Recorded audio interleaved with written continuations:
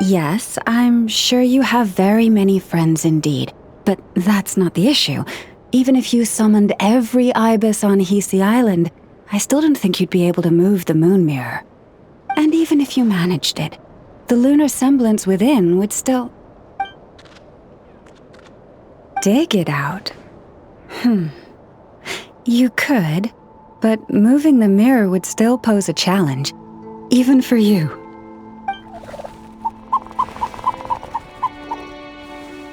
Huh? You really can summon every ibis on the island if that's what it takes? And you, on the other hand, think this plan is a joke, even if the ibis gets its entire family involved? Wow! Things are really kicking off over here. Looks like we've got a weasel thief and a heated argument with a bird.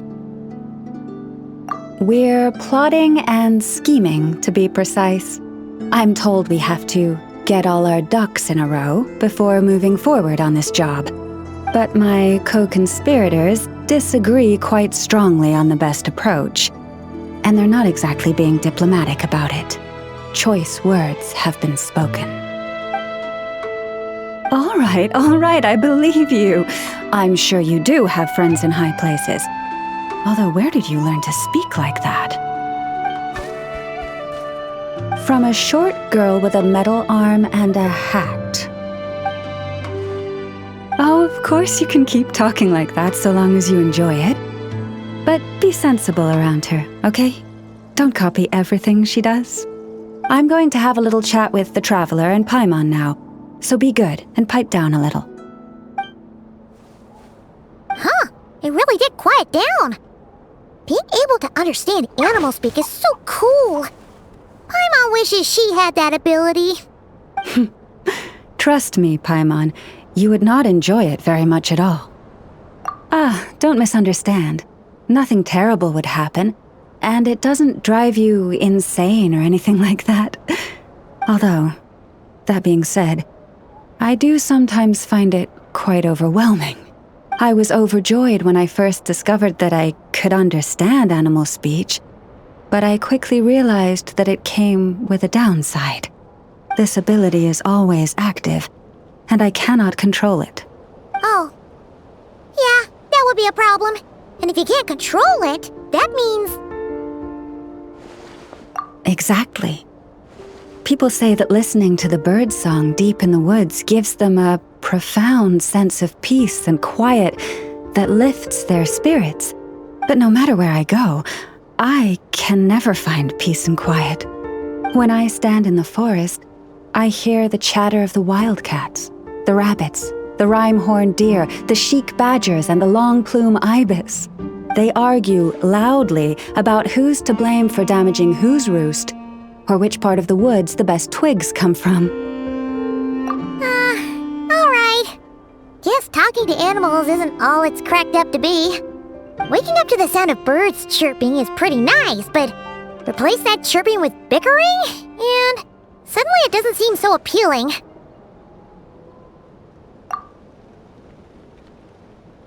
As for me, I've lived with it so long that I'm used to it now.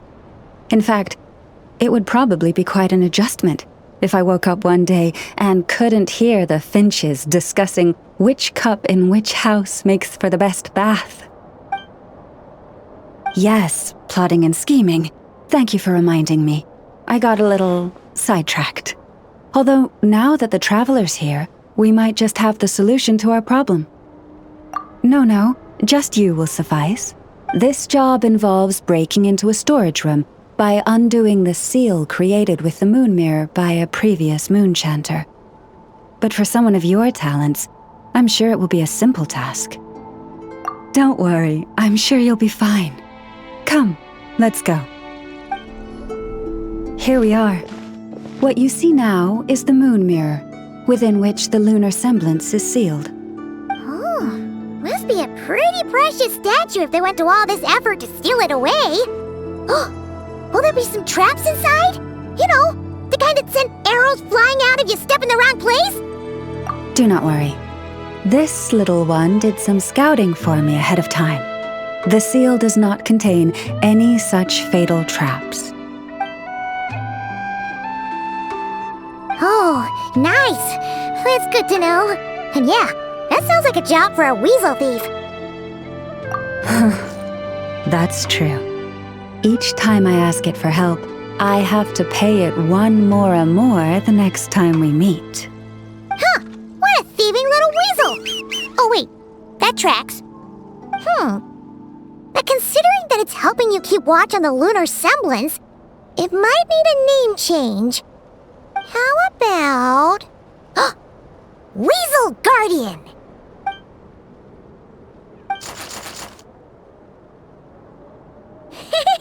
Can't catch Paimon! Paimon can fly!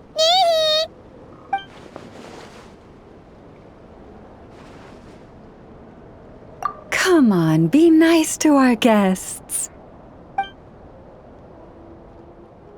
To retrieve the lunar semblance, we need to activate pairs of mechanisms in 2 different locations. So it's a 2-person job. If you head over there and take the mechanism on that side, I'll take this side. That won't be a problem. I have eyes in the sky. It will keep me updated on where you are and which mechanism is in front of you. Don't worry, all you have to do is follow my instructions.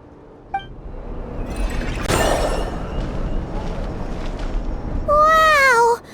What a huge statue! Yeah, no amount of birds or weasels is shifting that. They probably couldn't even get past the mirror. So, Lauma, just how valuable is this statue anyway? In terms of Mora? Not much, I suspect.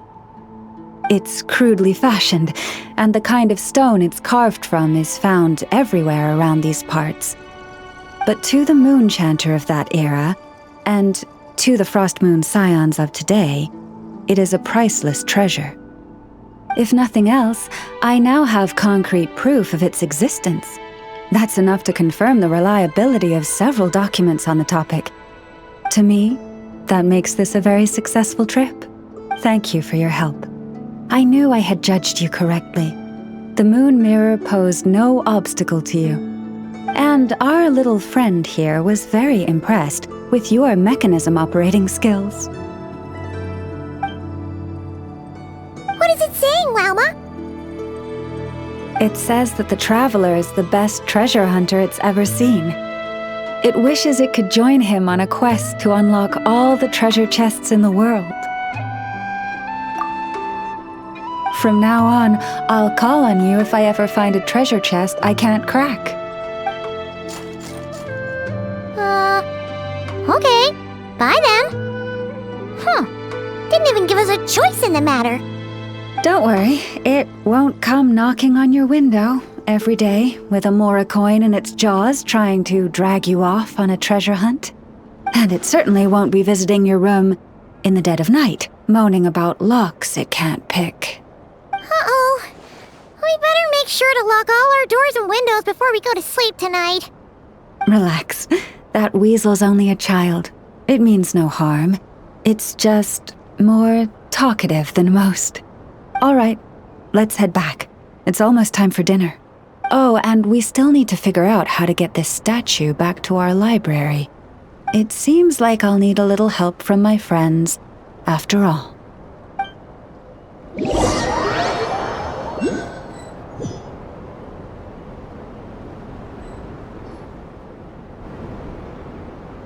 Just here will do. Oh, that all went down without much fanfare. Paimon was expecting something exciting to happen once we put it down. Well, it's just a plain old statue. A historical relic. It doesn't hold any kind of mystical power. The real value lies in the stories behind it. My job is to dig those stories up, wherever they might be hiding, verify them, and then share them with the people. Cool. Well, it's a good thing we got it back here in one piece. Indeed. And you two have my thanks for that. Please, take these fruits and quench your thirst. I had the animals gather them in the woods. And after that, forgive me, but I have another request to make of you. I apologize if this is presumptuous of me, but I've seen how well connected you are, and I've heard of your many travels into secret and forgotten places. On your future travels, if you ever come across any texts about the Frost Moon Scions, could I borrow them and make a copy with which to enrich our library? You have my sincere gratitude on behalf of the Frost Moon Scions. Oh boy. That was some seriously tasty fruit. So much better than Paimon's used to. These animals have lived their whole lives in this forest. Naturally, they're the ones who know where to find the best fruit. This one says to eat as much as you wish, because it's the top fruit finder in the whole forest. It'll fetch some more right away. Awesome! Thanks so much!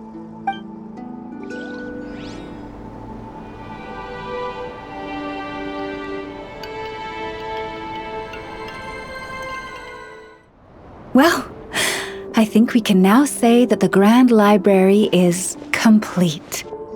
Next, we'll need to find somewhere to put the bird stands, cushions, and deposit boxes. Ah, hello there, traveler, Paimon. Thanks to your help, the library repairs are basically complete. It's really starting to look the part. What about that other stuff you just mentioned? Are you planning on putting all that in the library too? Yes. That said, it's too big of a job for me to handle alone.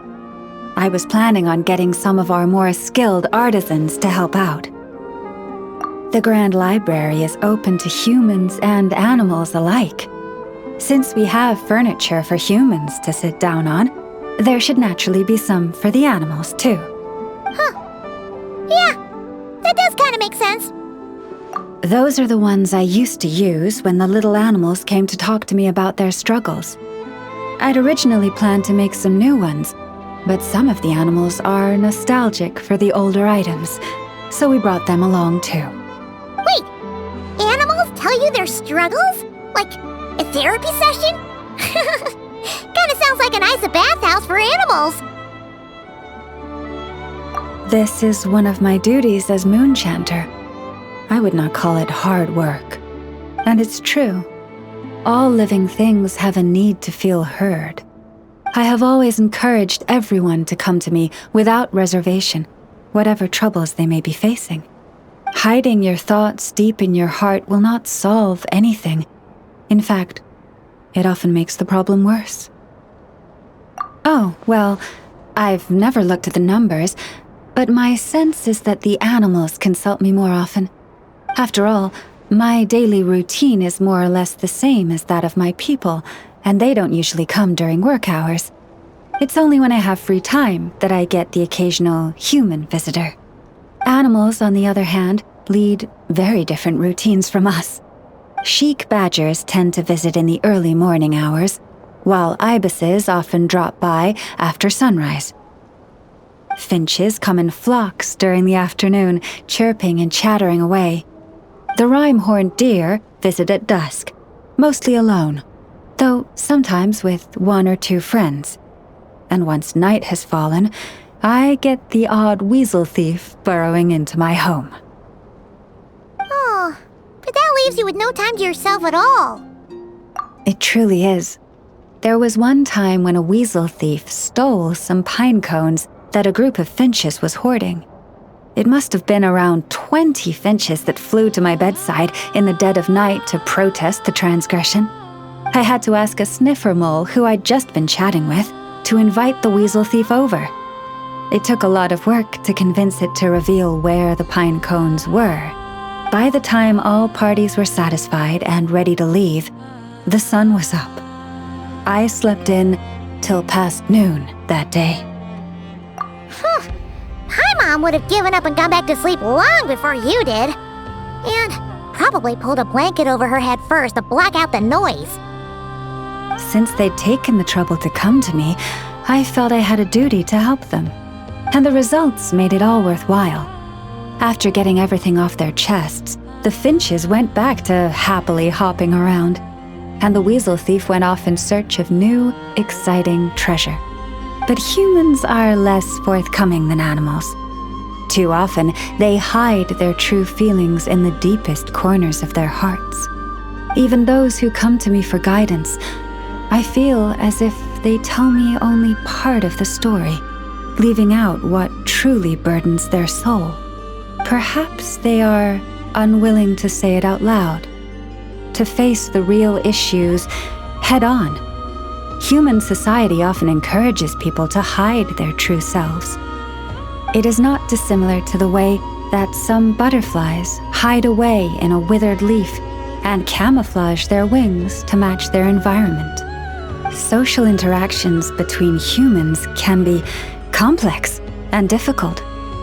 Everyone has their way of coping, and I don't judge them for it. Nonetheless, suppressing one's true feelings can easily lead to melancholy and depression. Deep-seated issues like that are difficult to resolve, no matter what advice I give. So I had an idea. I thought, what if I could find a way to bring complicated human minds and straightforward animal ones together? Maybe by spending some time around each other, both could experience a new perspective. It was with that in mind that I renovated the Grand Library and turned it into what it is today, spacious and well-ventilated, and open to humans and animals to come and go as they please. Except maybe on rainy days, when they're looking for shelter. But the rest of the time, people can visit whenever they want, to spend time with the animals, browse books, rest, and enjoy the sun. And perhaps the company of our dear animal friends, who will not be driven away by anything they say, might encourage people to open their hearts and share the truth of what lies within. Oh, wow. You really put a lot of thought into this library renovation. Oh, it sounds great to Paimon. Hugging fluffy animals, lounging in a chair all day without a care in the world. Just thinking about it makes Paimon feel all warm and fuzzy. Of course. Your assistance with the renovation works was invaluable. It should go without saying that the Library of the Frostmoon Scions shall always be open to you.